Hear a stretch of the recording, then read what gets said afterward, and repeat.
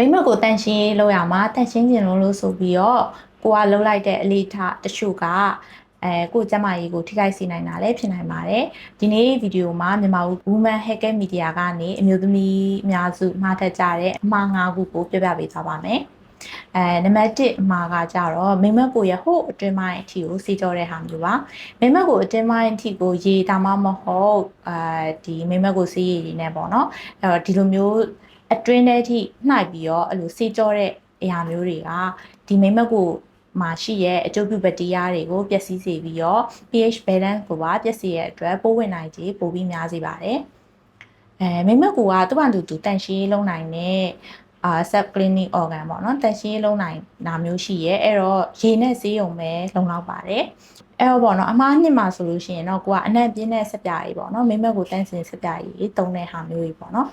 အနံ့မွေးလွန်းတဲ့စပြားကြီးပြီးတော့ကိုတိုက်စပြားကြီးပေါ့နော်အဖြူစင်းလို့ဆိုပြီးတော့နန်တော့မှာပဲဆိုပြီးတော့ဒါစပြားကြီးနဲ့တွားပြီးဆေးမယ်ဆိုလို့ရှိရင်သူ့ရဲ့တဘာဝအဆစ်တက်ဖြစ်တဲ့ pH ပေါ့နော်ဒီ pH တွေကိုပျက်စီးစေပြီးတော့ရာရန်တာမျိုးတွေပိုးဝင်တာမျိုးတွေဖြစ်စေနိုင်ပါတယ်ပြီးတော့အိမ်နာတက်ပြီးရဲ့အချိန်မှာဆိုရင်အနောက်ကနေရှေ့ကိုတုတ်တဲ့ဟာမျိုးပေါ့နော်အိမ်နာသုံးပြီးရဲ့အချိန်အိမ်နာတက်နေတဲ့အချိန်မျိုးမှာဒါ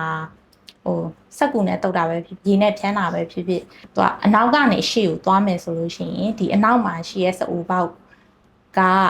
ဒီဘက်တီးယားတွေကဒီအရှေ့ဘက်ကိုရောက်သွားရပေါ့နော်အဲ့တော့အရှိကနေပြီးတော့အနောက်ကိုပဲတုတ်ရမယ်ရေနဲ့ဖြန်းလို့ရှိရင်လည်းအရှိကနေပြီးတော့အနောက်ကိုပဲသွားပြီးတော့ဖြန်းရမယ်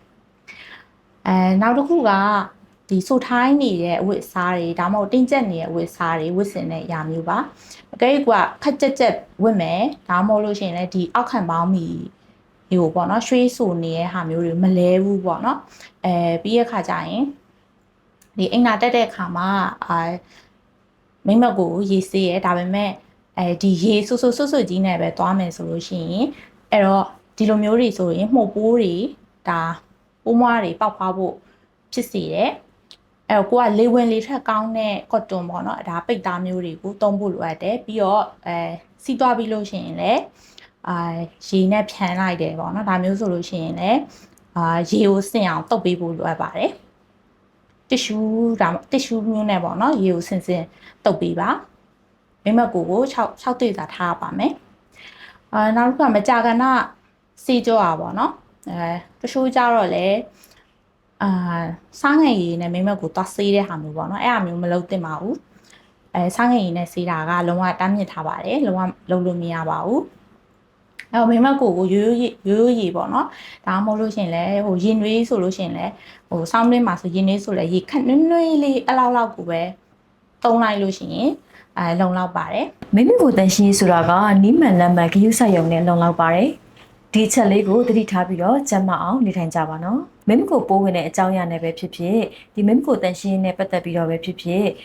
အတွေ့အကြုံလေးတွေရှိတယ်ဆိုလို့ရှိရင်ကွန်မန့်မှာရေးခဲ့ပေးလို့ရပါတယ်တခြားသိချင်တဲ့ယောဂတွေအကြောင်းအရာတွေရှိတယ်ဆိုလို့ရှိရင်လည်းကွန်မန့်မှာရေးခဲ့ပေးပါနော်ဒေါက်တာကအချိန်အားလျော်စွာပြန်လည်ဖြေကြားပေးတော့မှာဖြစ်ပါတယ်